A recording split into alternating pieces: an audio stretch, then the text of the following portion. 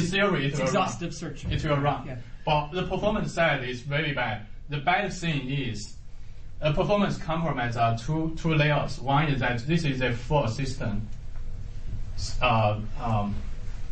virtualization. Or actually, I prefer to use the simulation. The difference is that when we are using QEMU for x64 to run the Windows VM or run a Mac OS VM, we usually compile with the KVM mechanism. So KVM will directly make the simulation, directly ship that blocks of code into the host CPU and directly run it without any interpretation of the instructions or simulation of the instructions. So by introducing KVM here, it's like the performance compromise is like just let's say 20% or 30%. That great. However, if the host is like this, for other architectures you cannot enable KVM because you cannot directly run ARM instructions on a Intel CPU, so you cannot using KVM. So which means that, for example, if there is an ARM instruction here, it will be interpreted by the VM system and to translate it to a bunch of Intel instructions and to run it. So that will introduce a performance like maybe 10 times to 50 times differences. It's not percent, it's times. Yeah. So that's exactly why the Android, because Android is based on QEMU ARM. That's why Android virtual machine is pretty slow.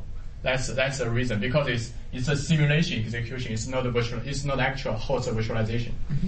So first of all, you can see the whole Linux system itself being simulated execution. So only just the Linux system boot up, it may require like 5 minutes or even more or even worse. So you can know this is a full system simulation. This may have a lot of problem. And secondly, to monitor the behaviors, there are two solutions, as you said. One is that hooking. However, what we choose to do is tracing. There are basically two different ways. One is the hooking, that which means I modify the system code to add some stuffs into the system code, so that you invoke this syscall, I will know it, right? Another way is tracing, which is rely on systems mechanism to say I have some monitor point there. If you go through that, I will know it, but it's not in real time. It's maybe like 10 milliseconds delay, and you've already passed through, but I just get to know it. That's but anyway, by either way, you will know that it did something on the system layer. However, the problem is that hooking or tracing is usually between the system and the malware execution is here. So let's say here is the monitoring.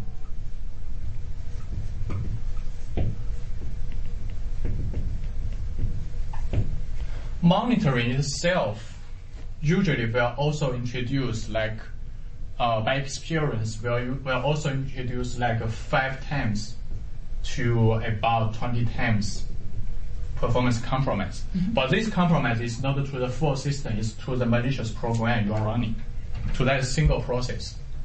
So let's calculate it.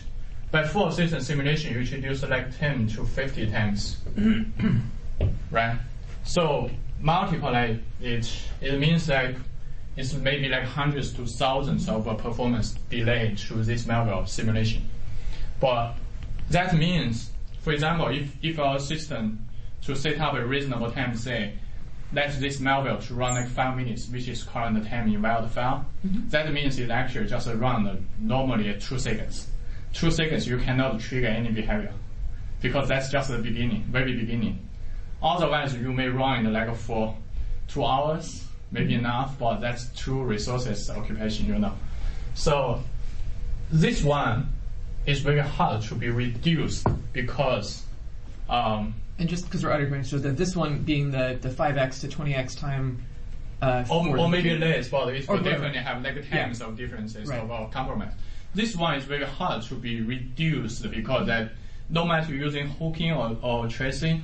But this time, multiple like this will tell you why this naive solution don't work. Yeah, times 7 for each of the architectures. I believe this is main reason why those open source solution didn't do it. Didn't implement it because this doesn't work. This is also why in the beginning of last year we thought we won't have a dynamic analyzer for Linux IoT because of this calculation. Okay. However,